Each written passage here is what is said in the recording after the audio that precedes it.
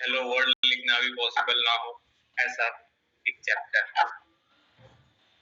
क्या सर, ऐसा कौन सा चैप्टर है जिसके बिना हम हेलो वर्ल्ड भी प्रिंट नहीं करा सकते ना? मल्टी थ्रेडिंग के आज तक तुम जितने भी प्रोग्राम बनाए हो उनमें से एक भी नहीं बना पा, अगर तुम्हारे जीवन में मल्टी थ्रेडिंग नहीं होती, मतलब जावा में मल्टी थ्रेडिंग नहीं।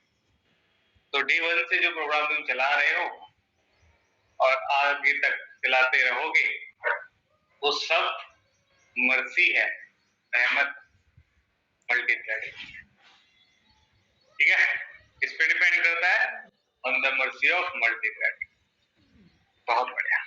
तो मल्टी थ्रेडिंग पढ़ने से पहले मैं आपसे बस एक बात जानना चाहता हूँ, व्हाट इज मल्टी।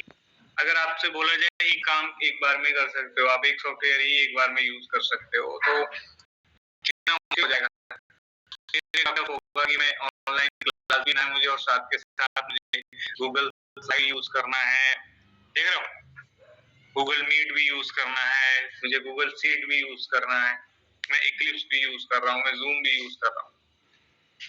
क्यों कर पा रहा हूँ इतने सारे एप्लीकेशन? क्योंकि सर ये मल्टीटास्किंग को सपोर्ट करता है। हमारा जो सीपीयू है, सीपीयू के पास आपने सुना होगा, हमारे जो जब हम सिस्टम परचेज करते हैं तो सीपीयू जो आप परचेज करते हो i7, i5, i3 ना, कोई कहता है डुअल कोर प्रोसेसर है, ये सब डे बाई डे आपके जो सिस्टम सिस्टम जो है उसको एडवांस बनाते जा रहे हैं। इससे क्या हो रहा है, परफॉर्मेंस ही तो फास्ट हो रही है। अब i7 अगर मैं यूज कर रहा हूँ इधर, तो वहीं पे एक i3 सेम एप्लीकेशन मैंने वहां भी इंस्टॉल किए, यहाँ भी इंस्टॉल किए, कौन सा बेटर परफॉर्म करेगा? i7 है ना, क्योंकि वहां पे ऑपरेटिंग सिस्टम का चैप्टर जब हम पढ़ते थे तो हमको सिखाया जाता है कि हम कितने टास्क एक साथ चला सकते हैं, उसमें कुछ मल्टीप्लाई करके बताते थे वो लोग। याद है किसी को? नहीं याद है? याद है i7, अगर i7 का प्रोसेसर होगा तो उसका थोड़ा सा एक्सप्लेन करो मुझे। लास्ट मेरे को याद नहीं है मैंने कब पढ़ा, कॉलेज में पढ़ा था i5, i7 या प्रोसेसर अगर डुअल कोर है, सीपीयू जो हमारा है, तो कितने प्रोसेस एक साथ एग्जीक्यूट कर सकता है। ऑपरेटिंग सिस्टम का पार्ट है वैसे वो, अगर पढ़ा हो तुमने तो तुम्हें वो पता होगा। पढ़ा तो मैंने भी था बट मैं भूल गया, तुम तो जरूर भूल गए हो। भले ही मैंने 2019 में किया था ग्रेजुएशन और तुम्हारा अभी हुआ है, तुम इतनी जल्दी नहीं भूलना चाहिए। यानी कैसे भूल जाते हैं लोग। हाँ, मुझे अगर मैं रिकॉल कर पा रहा होता तो अभी मैं बता ही देता ना, मैं अभी खड़े होकर तुम्हें ऑपरेटिंग सिस्टम ही पढ़ाने लगता, बट मैं खुद रिकॉल नहीं कर पा रहा। छोड़ो उसको, इसे पढ़ते हैं। ठीक है, अब मल्टीटास्किंग की बात करें तो मल्टीटास्किंग दो तरह से होती है, दो पार्ट में हमने उसे डिवाइड किया, एक होती है प्रोसेस बेस्ड और एक होती है थ्रेड बेस्ड। प्रोसेस बेस्ड को हम मल्टी प्रोसेसिंग कहते हैं, थ्रेड बेस्ड को हम मल्टी थ्रेडिंग कहते हैं। प्रोसेस बेस्ड और थ्रेड बेस्ड दो टाइप है ना, दोनों में डिफरेंस अगर हम पता करना चाहें तो कैसे पता लगेगा, है ना? तो प्रोसेस बेस्ड में क्या होगा, प्रोसेस चलते होंगे, थ्रेड बेस्ड में क्या होता होगा, थ्रेड्स चलते होंगे। तो थ्रेड और प्रोसेस में ही तो डिफरेंस पता करना है हमको। प्रोसेस किसे कहते हैं सर, थ्रेड किसे कहते हैं? प्रोसेस आप एक एप्लीकेशन को कह सकते हो, मतलब एक एप्लीकेशन मतलब एक प्रोसेस। तो थ्रेड क्या होंगे, सब प्रोसेस ऑफ द प्रोसेस। ये जो एप्लीकेशन है ना, इसके अंदर जो छोटे छोटे टास्क एग्जीक्यूट करवा रहे हैं ना, वो थ्रेड्स ही होते हैं। मतलब क्या कह रहे हो सर, थ्रेड तो हम समझ नहीं पा रहे। थ्रेड को हिंदी में धागा कहते हैं, वही कहते हैं। एक धागा दे दिया जाए और आपसे बोल दिया जाए जाओ इसे पहन लो, पहन लोगे? नहीं, आपको क्या चाहिए, मल्टीपल थ्रेड्स को मिला के एक ड्रेस रेडी की जाए, वो ड्रेस आप उस पहन घूम सकते हैं। तो जो एक ड्रेस आप पहन रहे हो ना, वो कंप्लीट प्रोसेस है, जो क्या है, कॉम्बिनेशन ऑफ मल्टीपल थ्रेड्स। वैसे ही एक एप्लीकेशन के अंदर जितनी भी टास्क साइमल्टेनियसली एग्जीक्यूट हो रहे होते हैं ना, एक साथ चल रहे होते हैं, तुम्हें लगता है कि सब एक साथ चल रहा है, वो सब थ्रेडिंग की वजह से होता है। कोई भी एप्लीकेशन अगर आप ले लो, जैसे यूट्यूब ले लो, यूट्यूब पे क्या है सर, अगर मैं कोई वीडियो प्ले करता हूँ तो वीडियो के साथ उसका ऑडियो भी आता है। वीडियो ऑडियो दो अलग प्रोसेस है। ऑडियो आता है तो उसके साथ सबटाइटल भी आता है, सबटाइटल आता है तो उसके साथ साथ एक टाइमिंग बार भी एग्जीक्यूट हो रहा होता है, जिसमें टाइम बढ़ रहा होता है। एक बॉल होता है छोटा सा, 1 सेकंड, 2 सेकंड, 3 सेकंड, 4, 5, 6 ऐसे बढ़ता रहता है धीरे धीरे। वो भी तो साथ में ही चल रहा है। वो कैलकुलेशन नहीं हो रही होगी क्या? टाइम को काउंट कर रहा है ना वो। हाँ, वॉल्यूम अप, वॉल्यूम डाउन, ऐसे बहुत सारे प्रोसेस एक साथ चला पा रहे हो। कौन चलवा रहा है? ऑडियो को चलाने वाला एक सेपरेट थ्रेड रहा होगा, वीडियो एग्जीक्यूट करने वाला एक सेपरेट थ्रेड रहा हो, टाइमिंग बार के लिए एक अलग थ्रेड काम कर रहा हो। ये सारे थ्रेड साइमल्टेनियसली एग्जीक्यूट हो रहे होते हैं, एक साथ चलते हैं, तब वीडियो प्ले होती है। ठीक है। कहीं ना कहीं इन्होंने थ्रेड्स बनाए होंगे कि कोई वीडियो आएगी तो हम कैसे प्ले करवाएंगे। उनका वीडियो चलेगी तो उसके बैकग्राउंड में म्यूजिक भी चलना चाहिए। ठीक, आपको कोई भी वीडियो ऐसी दे दी जाए जिसका म्यूजिक थोड़ा आगे पीछे हो, आप सुनोगे, देखोगे भी नहीं, बोलोगे यार यार ये तो इसकी एडिटिंग सही से नहीं हुई है। इसका मतलब कोई भी प्लेयर है, वीडियो को ऐसे प्ले करना चाहिए जैसे कि ऑडियो चल रही है उसके साथ साथ वीडियो भी चलनी चाहिए, या वीडियो के साथ ऑडियो चलनी चाहिए। टाइमिंग बार में भी थोड़ी सी भी प्रॉब्लम नहीं होनी चाहिए, वो भी बराबर एग्जीक्यूट होना चाहिए। सब टाइटल्स भी आने चाहिए। अब बात करें वीडियो के साथ ऑडियो जो आप चला रहे हो, आपने पहले के टाइम पे देखा होगा यूट्यूब पे कुछ ऐसी मूवीज आ जाती थी इनमें उनका साउंड जो ऑडियो था वो थोड़ा आगे पीछे रहता था। अभी नहीं, कुछ साल पहले की बात कर रहा हूँ। ऐसी अपलोड हो जाती थी ना, तो हम देखते थे क्या? नहीं देखते थे। ऐसे ही एक वीडियो दे दी जाए किसी भी प्लेयर को, आपका विंडो मीडिया प्लेयर हो या वीएलसी मीडिया प्लेयर हो, उसको बोल दिया भाई प्ले करो। वो प्ले कर रहा है वीडियो, उसने वीडियो प्ले की, वीडियो वाला थ्रेड चलाया, बैकग्राउंड में उसने ऑडियो वाला थ्रेड भी चलाया, बट उसने 2 सेकंड का गैप कर दिया। उसको चल पाएगा सर? वीडियो तो चलेगा बट हमें समझ में नहीं आए। अब तक जितने भी तुमने जावा में प्रोग्राम बनाए, जितने भी प्रोग्राम बनाए, 10 मेथड बनाए होंगे, 5 मेथड बनाए होंगे, कितने भी मेथड बनाए होंगे, सारे मेथड्स को एग्जीक्यूट कौन कराया? Main method. कहां से एग्जीक्यूशन स्टार्ट हुआ? अब मैंने कहा आपने वीडियो, ऑडियो और ऐसे करके 5-6 मेथड बना लिए। 5 या 6 मेथड्स को जब आप कॉल करोगे मीट के अंदर, तो एग्जीक्यूशन कैसा रहेगा? सर पहले पहला मेथड कॉल होगा पूरा, वीडियो वाला अगर कॉल कर रहा है तो वीडियो कॉल होगा, और जब तक वीडियो वाला कंप्लीट नहीं चल जाता तब तक दूसरा मेथड कॉल नहीं होता जावा में। होता है कभी ऐसा? एक टाइम पे एक ही मेथड काम कर सकता है, क्योंकि मेथड के लिए कॉल स्टैक बनता है। हर एक फंक्शन कॉल होता है तो इसका एक स्टैक में होता है और उसका एक कॉल स्टैक बनता है। जब तक वो पॉप नहीं हो जाता दूसरा फंक्शन कॉल नहीं होता। होता है क्या? नहीं। जब तक वो पूरा नहीं चल जाएगा वापस आप मेन में आ ही नहीं सकते। और अगर ऐसा करने दे दिया जाए, आपसे आपके जावा से कहा जाए जैसा कि तुमने अब तक कोड सीखा है उस हिसाब से आपसे बोला जाए आपको 4 मेथड दे रहा हूँ, ऑडियो, वीडियो, टाइमिंग बार और सबटाइटल, 4 मेथड है, चला दो, तो तुम तो मेन में कॉल कर दोगे, प्रोग्राम को स्टार्ट करोगे तो क्या वो साइमल्टेनियसली एग्जीक्यूट होंगे एक साथ? नहीं सर, एक एक करके ही चलेगा। कोई भी फंक्शन ऐसे ही कॉल होता है, M1 चले, पहले वीडियो चल जाएगा। अब 30 मिनट का वीडियो था तो 30 मिनट तक वीडियो मेथड कॉल हो रहा है, अभी ऑडियो, सबटाइटल, टाइमिंग बार कुछ नहीं चला, वीडियो चली गया 30 मिनट का। फिर वो स्टैक से पॉप होगा, वापस आएंगे मेन में, मेन दोबारा कॉल करेगा किसको? ऑडियो को। अब 30 मिनट तक ऑडियो आ रहा है, ऑडियो सुनते जा रहे हैं और अज्यूम कर रहे हैं अच्छा वहां पे उसने गुस्से में जो कुछ बोल रहा था वो ये था, है ना? और 90s वाली मूवी तो देखी होंगी, विशुम विशुम वाली, तो वो सारी आवाज कब आएगी जब ऑडियो वाला मेथड होगा। अब 30 मिनट तक तुम ऑडियो सुने जा रहे हो, फिर उसके बाद में अब सबटाइटल वाला मेथड कॉल हो गया। अब 30 मिनट तक सबटाइटल्स आ रहे हैं, उन्हें पढ़ते रहो। उसके बाद टाइमिंग बार एग्जीक्यूट होगा। अब 30 मिनट तक टाइमिंग बार चल रहा है धीरे धीरे धीरे। 30 मिनट का वीडियो था, कितना चला? 120 मिनट, मतलब 2 घंटे।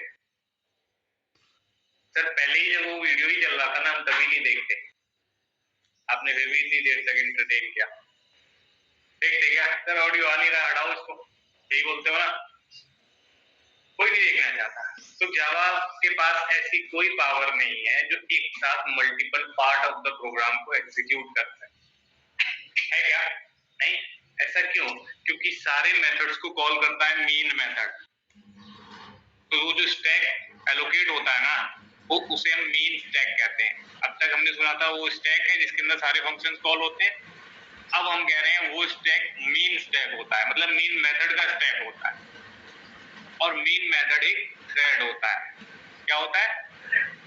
जावा में जो मेन मेथड तुम डे 1 से यूज कर रहे हो ना, वो एक डिफॉल्ट थ्रेड है। क्या है?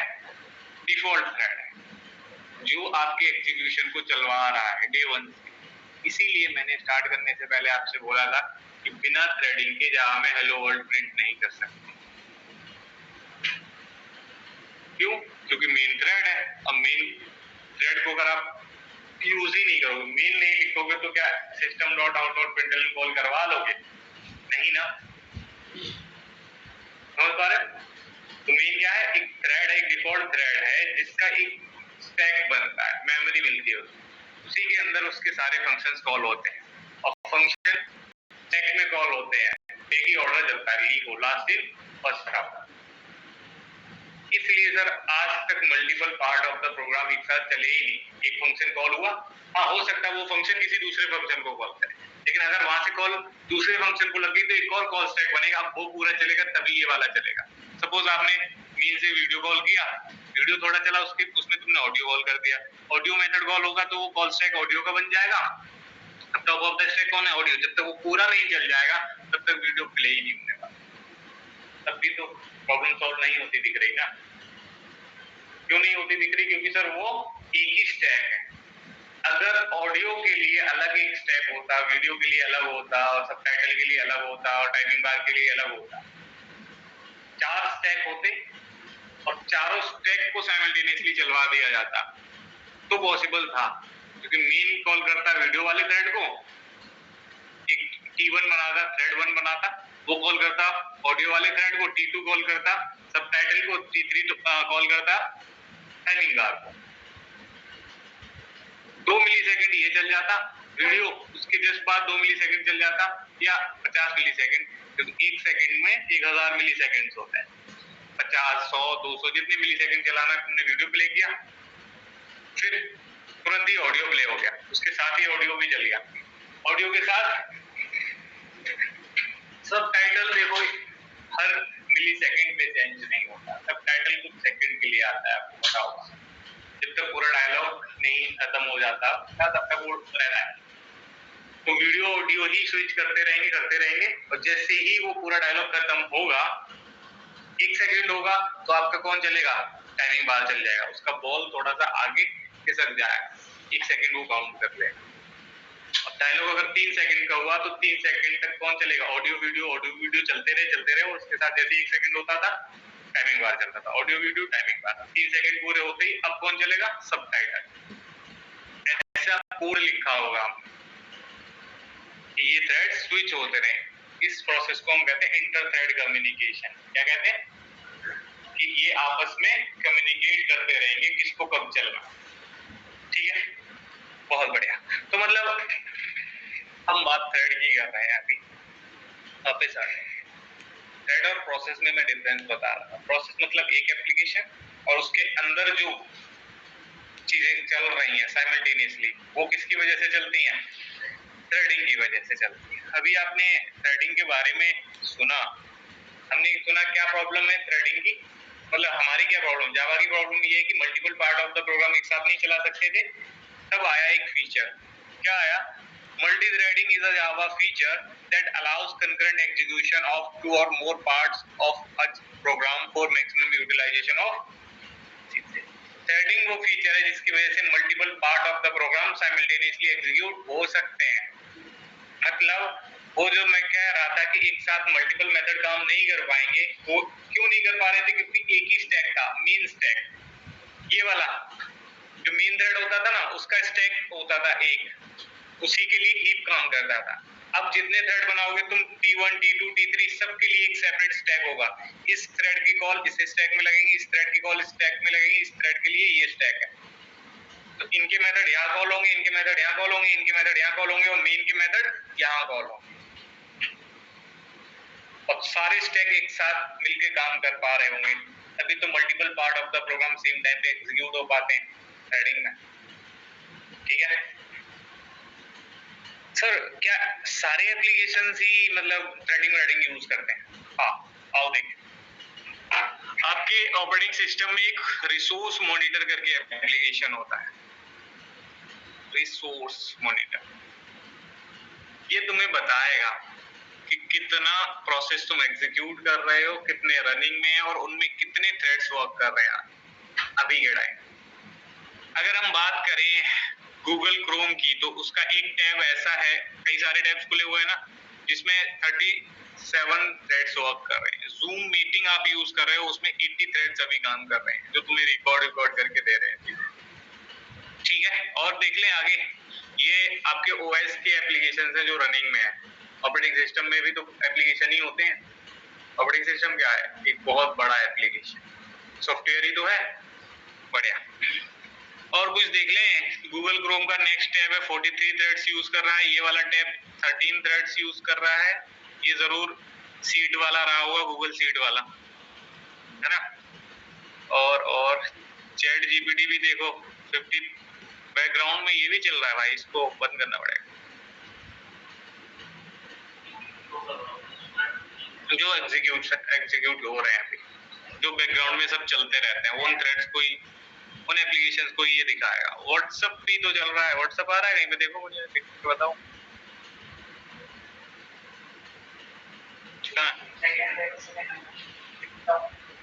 ये सस्पेंडेड, हाँ। 19 थ्रेड्स फिर भी काम कर रहे हैं। अब जैसे इसको मैं एक बार ओपन कर लेता हूँ, क्या देखो रनिंग में 43 थ्रेड्स है। अभी सस्पेंड था क्योंकि अभी तक हमने ऑन नहीं किया था। वो उधर दिख रहा था। वो क्या होता है ना, जब हम अपना सिस्टम ऑन करते हैं तो कुछ ऐसे एप्लीकेशंस होते हैं सेटिंग्स में जाके हम ऑन करवा देते हैं, तो वो ऑन हो गया। अब हमने एक बार ओपन कर लिया, वो बताता रहेगा 53 थ्रेड्स वर्किंग में है अभी। और कुछ मैं यूज करूंगा, कुछ सेंड करूंगा, कुछ रिसीव करूंगा, टेक्स्ट करूंगा, तो और थ्रेड काम करने स्टार्ट करते हैं। हर एक एप्लीकेशन, मैं बस तुम्हें ये दिखाना चाहता हूँ, हर एक एप्लीकेशन कुछ ना कुछ थ्रेड्स पे ही काम कर रहा होता है। हर एप्लीकेशन में डाउन द लाइन क्या चल रहे हैं? थ्रेड्स। ठीक है, तो थ्रेडिंग तो हर जगह दिख रही होगी तुमको। तो जावा में जो भी तुम एप्लीकेशन बनाओगे उसमें थ्रेडिंग कहीं ना कहीं होगी ही होगी। हो सकता है तुम कहीं भी थ्रेड का लॉजिक ना लिखो, मीन तो होगा, जहाँ मीन है वहाँ थ्रेड है।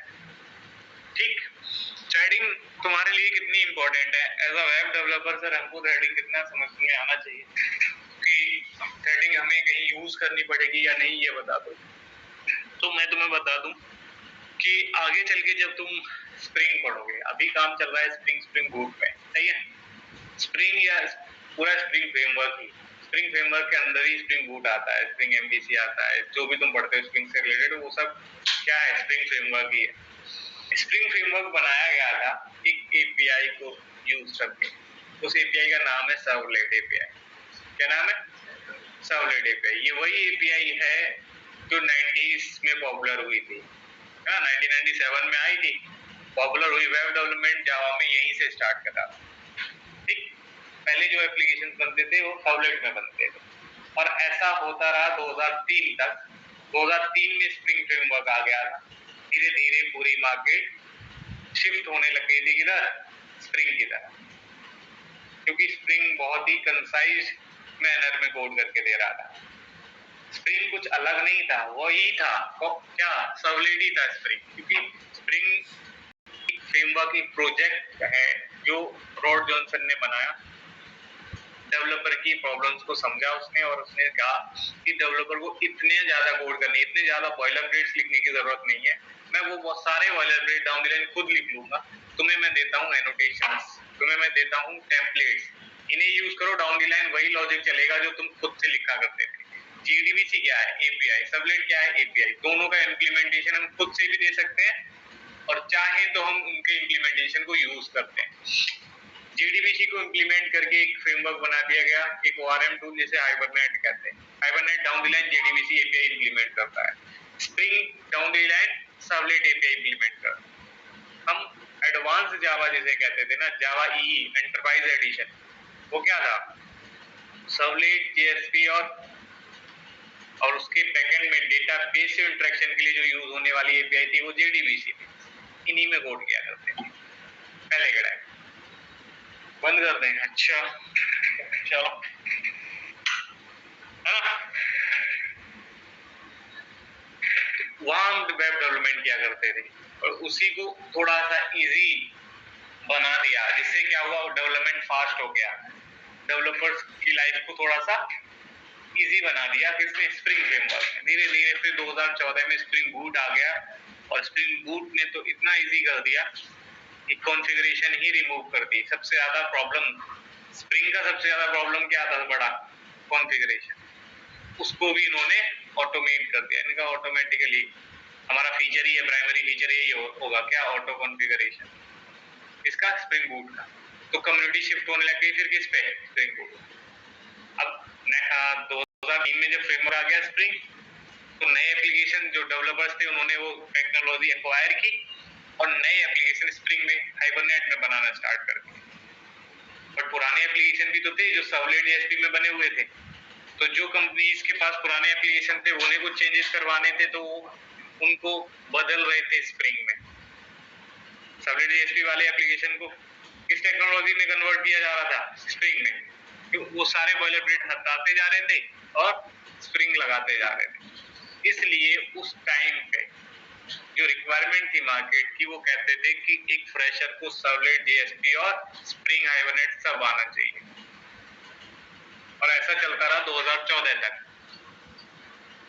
एक्चुअली जो मार्केट जितनी जल्दी अपडेट होती है उतनी जल्दी कॉलेज या इंस्टीट्यूट अपडेट नहीं होते। यहाँ लेट हो जाते हो तुम लोग, ठीक? अब 2014 में आ गया स्प्रिंग बूट। अब स्प्रिंग बूट आया तो वो एक वरदान था पूरी डेवलपर कम्युनिटी के लिए। स्प्रिंग बूट को देखा सबने, पूरी कम्युनिटी कहने लगी भाई ये तो बढ़िया चीज है। हम स्प्रिंग में दिमाग लगाते रहते थे, कॉन्फ़िगरेशन करते रहते थे, डिपेंडेंसी ऐड करते रहते थे, इनने तो सब कुछ ऑटोमेट कर दिया।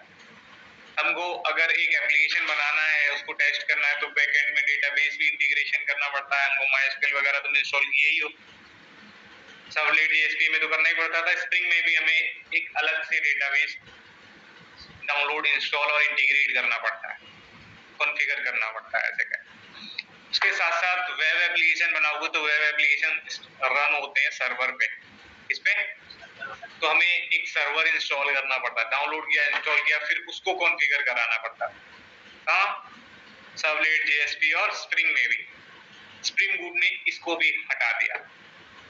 हमें इधर सर्वलेट JSP हो या आपका ये स्प्रिंग, यहाँ पे हर एक टेक्नोलॉजी से रिलेटेड जार चाहिए और जार के लिए हम डिपेंडेंसी ऐड किया करते थे, अभी भी करेंगे, है ना?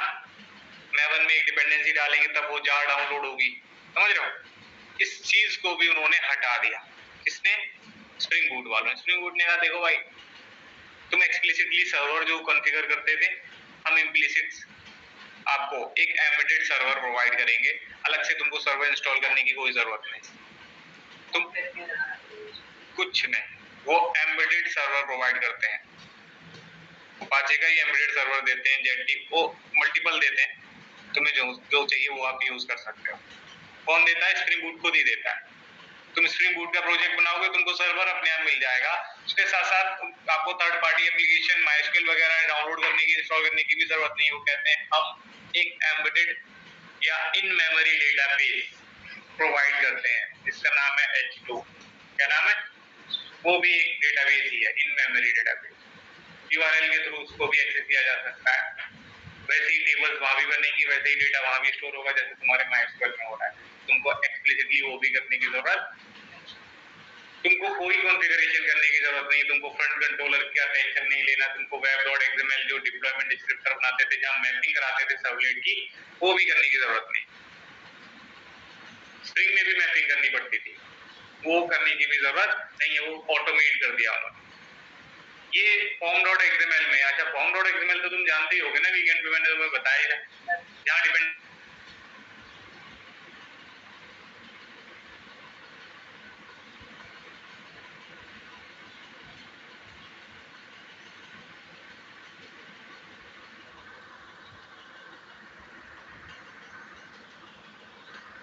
तो हाँ, डिपेंडेंसी का भी उन्होंने, आ जाओ वहीं पे, स्प्रिंग बूट हो, spring boot down the line, उस टाइम पे अगर मैं बात करूं मार्केट की रिक्वायरमेंट 2014 से फिर रिक्वायरमेंट क्या आई कि बंदों को स्प्रिंग बूट आना चाहिए, स्प्रिंग आना चाहिए, हाइबरनेट आना चाहिए। बट कुछ ऐसी कंपनीज थी जो अभी भी सर्वलेट और स्प्रिंग पे भी काम कर रही थी, लेकिन नए एप्लीकेशन उस टाइम से बनना स्टार्ट हो गए थे। जिसने जितनी जल्दी टेक्नोलॉजी पकड़ ली उतनी जल्दी उस पर काम करने लग गया, करते करते 2020 भी आ गया था, है ना। तो उस टाइम पे जरूरत थी कि बंदों को स्प्रिंग बूट आना चाहिए, नए एप्लीकेशन हम स्प्रिंग बूट में बनाएंगे, वहां पे फास्ट डेवलपमेंट होता है, वहां कॉन्फ़िगरेशन का टेंशन लेने का झंझट होता ही नहीं स्प्रिंग बूट। बट डेवलपर को साथ के साथ स्प्रिंग और हाइबरनेट भी आना चाहिए। क्यों सर, ऐसा क्यों? क्योंकि पुराने एप्लीकेशन जो 2003 से डेवलपमेंट चला है 14 तक, तब भी तो जावा के कुछ एप्लीकेशन बने हैं ना, हाँ हजारों एप्लीकेशन बने हैं, उन एप्लीकेशन को स्प्रिंग बूट में अपडेट वही तो कर सकता है जिसे स्प्रिंग हाइबरनेट की नॉलेज होगी। इसलिए डेवलपर को दोनों जानना जरूरी था, और स्प्रिंग तो बेस होता है स्प्रिंग बूट का, इसलिए स्प्रिंग हाइबरनेट तुम्हें पढ़ना पड़ता है, ठीक। तो उस टाइम से अभी तक की जो रिक्वायरमेंट है वो क्या है कि तुमको स्प्रिंग हाइबरनेट आना चाहिए और स्प्रिंग बूट, क्योंकि पुराने एप्लीकेशन अब तक तो सारे अपडेट हो चुके हैं, बट कुछ गवर्नमेंट एप्लीकेशन ऐसे भी होंगे जो अभी भी सर्वलेट ASP यूज करके बैठे होंगे। गवर्नमेंट का एप्लीकेशन बहुत टाइम बाद अपडेट होता है, लेकिन अब 11 साल हो गए स्प्रिंग बूट को आए, अब तक तो सारे अपडेट हो चुके हैं। तो अभी जितनी भी जॉब डिस्क्रिप्शन पढ़ोगे, naukri.com पे, लिंक्डइन पे, कहीं भी जाओगे, रिक्वायरमेंट में आएगा स्प्रिंग बूट, हाइबरनेट, कहीं पे तुमने सर्वलेट लिखा नहीं देखा होगा। क्यों नहीं देखोगे? क्योंकि वो 2003 से ही उसमें काम होना बंद होने लगा था, धीरे धीरे धीरे धीरे धीरे धीरे सारी कम्युनिटी शिफ्ट हो गई थी स्प्रिंग पे, और स्प्रिंग से स्प्रिंग बूट पे, समझ रहे हो। बट डाउन द लाइन ये आज भी किस API को यूज कर रहे हैं? सर्वलेट API को यूज, कौन? स्प्रिंग बूट भी और स्प्रिंग, क्योंकि स्प्रिंग ही तो फ्रेमवर्क है, उसी का तो पार्ट है ना एक स्प्रिंग बूट। स्प्रिंग बूट तो एक प्रोजेक्ट है, ठीक है सर। तो मतलब आज भी सर्वलेट का यूज हो रहा है। हाँ, सर्वलेट का एक फीचर था, फर्स्ट क्लास है क्या? 10:30 पे आना, अभी 10 मिनट बाद स्टार्ट होगा। तो स्प्रिंग बूट क्या बोल रहा था मैं भाई, सर्वलेट की बात कर रहा हूँ। सर्वलेट का एक फीचर था, पहले यूज होता था एक common gateway interface, CGI interface करके टेक्नोलॉजी थी, जहाँ वेब एप्लीकेशन बनाते थे। वहां पे जो एप्लीकेशन बनता था ना, जो भी एप्लीकेशन बनता था, उनका काम क्या था कि कोई भी रिक्वेस्ट आएगी अगर उनके एप्लीकेशन पे, उनकी वेबसाइट पे कोई रिक्वेस्ट आएगी, सर्वर पे जाती है रिक्वेस्ट, कैसे रिक्वेस्ट आएगी, उस रिक्वेस्ट के लिए वो एक प्रोसेस स्टार्ट करते थे, और ऐसी हजारों रिक्वेस्ट आएंगे तो हजारों प्रोसेस एक साथ चलेंगे। अब हजारों प्रोसेस चलेंगे तो उसके लिए बहुत बड़ा प्रोसेसर चाहिए, कितना भी बड़ा प्रोसेसर हो एक टाइम पे लटक ही जाएगा, क्योंकि एक प्रोसेस मतलब एक एप्लीकेशन ना, अभी तुमने यही तो सुना। वहीं पे जब ये प्रॉब्लम आई तो सर्वलेट ने क्या किया, सर्वलेट जब आया तो वो ये फीचर लेकर ही आया था। उसने कहा था, सर्वलेट ने आके कमिट किया कि देखो जो रिक्वेस्ट आएगी ना, हम उसको एज अ प्रोसेस नहीं, एज अ थ्रेड कंसीडर करेंगे। क्या कर देंगे? मतलब हर एक रिक्वेस्ट को मैं थ्रेड में कन्वर्ट करूंगा। ऐसा कौन कहता है? सर्वलेट। तो जो भी रिक्वेस्ट आती है ना सर्वर पे, वो एक थ्रेड होता है। कौन उसको थ्रेड बनाता है? आपका सर्वलेट। ये उसका फीचर था, और एक प्रोसेस में हजारों थ्रेड चल सकते हैं। अभी आपने देखा, मैंने रिसोर्स मॉनिटर ओपन किया तो एक प्रोसेस के अंदर, एक एप्लीकेशन के अंदर मल्टीपल थ्रेड्स काम कर रहे थे ना। और थ्रेड्स इंडिपेंडेंट होते हैं और थ्रेड्स चाहे तो सेम मेमोरी एरिया को रीयूज कर लेते हैं। तो 100 थ्रेड आएंगे तो 100 प्रोसेस नहीं चलेंगे। 100 रिक्वेस्ट अगर आई सर्वर पे तो सीजीआई क्या करता था, 100 प्रोसेस चलाता था। अब जिसको स्पेस मिल गया वो चल जाती थी रिक्वेस्ट, जिसको नहीं मिला वो लटकी रहती थी, बफर करती रहती थी। लेकिन सर्वलेट क्या कहता है, नहीं नहीं, हम सबको एज अ थ्रेड कंसीडर करेंगे, मेमोरी सेम मेमोरी एरिया, एक पूल बनाएंगे मेमोरी एरिया का, उसी में सारे थ्रेड्स को प्रोसेस करवा देंगे। इसलिए सर्वलेट बेटर था, सर्वलेट का जो परफॉर्मेंस था वो बेटर था। ठीक, तो जो भी आप वेब प्रोग्रामिंग करेंगे आगे चल के, आप स्प्रिंग में जो कोड करोगे, तुम्हारे वेब एप्लीकेशन जो तुम बनाओगे, एपीआई बनाओगे, तो जो रिक्वेस्ट आती है ना वो होते हैं थ्रेड्स। इसलिए हमें थ्रेड सेफ्टी के साथ लॉजिक देखना पड़ता है। तो थ्रेडिंग बस वही यूज होती है, उसके अलावा थ्रेडिंग कहीं यूज होगी तो वो स्पेसिफिक डेवलपमेंट में यूज होती है। अगर आप किसी गेमिंग कंपनी में जा रहे हो जहाँ गेम्स बनाने हैं, तो गेम्स में तो multiple part of the program चल रहे होते हैं ना। अब कोई गेम है, गेम कोई सा भी उठा लो, पबजी वगैरह अगर आप देख रहे होगे तो उसमें भी क्या होता है, तो उसमें भी एक साथ बहुत सारी चीजें चल रही हैं। वो बंदा, वो जो कैरेक्टर है वो फाइट भी कर पा रहा है, वो उसके पास स्कोर बोर्ड होता है, उसके पास वीडियो है, वो एक वीडियो ही तो है जो प्ले हो रहा है, उसके साथ साथ ऑडियो भी है, वो रन कर रहा है, वो किक कर रहा है, वो जंप कर रहा है, वो ड्राइव कर रहा है, ड्राइव करते करते फायर कर दे रहा है, उसके पास कितने बुलेट्स है, क्या है, वो सारा तुम्हारे कैलकुलेशन है तुम्हारी स्क्रीन पे एक साइड में, ऊपर स्कोर बोर्ड है, कितने उसने किल किए, क्या किया, वो सब दिखता रहता है ना वहां पे। इतने सारे प्रोसेस एक साथ चल रहे हैं, ये क्या है, सब प्रोसेसेस हैं, ये थ्रेड्स हैं जो एक गेम को बना रहे हैं। तो ऐसे डेवलपमेंट में फिर थ्रेडिंग तुमसे डीप में पूछी जाती है, लेकिन वेब डेवलपमेंट में तुमसे थ्रेडिंग उतना नहीं पूछा जाता, बट पढ़ना तो पड़ता है। कभी ना कभी किसी का भी कोई भी दिमाग हो सकता है, कैसा भी कुछ भी पूछ सकता है, पढ़ना तो पड़ेगा। और अभी जो हम पढ़ लेंगे वो रिक्वायर्ड ही होगा कि तुम्हें डेवलपमेंट में एंट्री लेने के लिए, ये जो भी हम पढ़ लेंगे वो इनफ होगा। उसके बाद अगर डेवलपमेंट करना पड़ गया, कभी गेमिंग एप्लीकेशन में घुस गए या ऐसा कोई एप्लीकेशन, उस केस में हमें ये तो फिर बेस हो जाएगा और ज्यादा फिर पढ़ना पड़ता है। कोई भी कॉन्सेप्ट हो, अभी थ्रेडिंग पढ़ लिया, थ्रेडिंग के बाद अगर मैंने कलेक्शन भी पढ़ाया तुमको, तो कलेक्शन हम पढ़ लेंगे, जो रिक्वायर्ड होता है हम इनिशियल लेवल पे पढ़ लेते हैं। उसके बाद बहुत सी चीजें होती हैं ऐसी, एक एपीआई या एक क्लास ले लो। अब तुमने स्ट्रिंग क्लास तो पढ़ा ही होगा, स्ट्रिंग क्लास मैंने पढ़ाया था, स्ट्रिंग क्लास के मैंने कुछ मेथड्स भी बताए, क्या वो सारे मेथड्स बता दिए मैंने तुमको? नहीं, कभी भी देखना जाके स्ट्रिंग क्लास में कितने मेथड है, हर एक मेथड पढ़ना जरूरी नहीं, बट कब किसकी जरूरत पड़ जाए, जब जिसकी जरूरत पड़ती है हम उस मेथड को पढ़ सकते हैं, हमें टेक्निक पता होनी चाहिए। तो मैंने मेथड को पढ़ने का, समझने का तरीका तुमको बताया हुआ था, क्या करना है, बस उसकी डॉक्यूमेंटेशन में जाना है, क्योंकि उससे सच कोई बोल ही नहीं सकता। डॉक्यूमेंटेशन से सच कोई बोलेगा क्या? नहीं बोलेगा। कितने मेथड होते हैं अगर देखना है तुमको तो देख सकते हो, जावा डॉट स्ट्रिंग नाम है ना तुम्हारी क्लास का, कितने मेथड होते हैं। अब इतने सारे तो तुमने नहीं पढ़े थे, बट सबकी जरूरत भी तो नहीं है सर, सबके नाम बहुत मीनिंगफुल होते हैं, नाम के साथ साथ उनका डिस्क्रिप्शन भी रहता है, ऊपर वो डॉक्यूमेंटेशन में लिख कर देते हैं कौन सा मेथड किस लिए बनाया गया, रिटर्न क्या करता है, पैरामीटर क्या लेता है, एक्सेप्शन किस केस में थ्रो करता है, सारी बात लिखी होती है। तो जिस भी मेथड के बारे में मुझे समझना होगा, पढ़ना होगा, मैं उस मेथड में जाके डॉक्यूमेंटेशन में जाके समझ लूंगा। यही होता है ना। वैसे ही है, हम जो भी है हम पढ़ते हैं, रिक्वायर्ड पढ़ते पढ़ते हमें 5 से 6 महीने ऐसे निकल जाते, पता नहीं लगता। अभी तुम्हें 4 महीने तो हो ही गए ना, 4 महीने में तुम्हारा कोर जावा नहीं हो पाया, 3.5 महीने में कोर एडवांस सब करवा देते हैं लोग, ऐसे भी मेंटर्स होते हैं, है ना। अभी तुम्हारा बैच बहुत स्लो चला, वीकेंड कुछ तो टाइम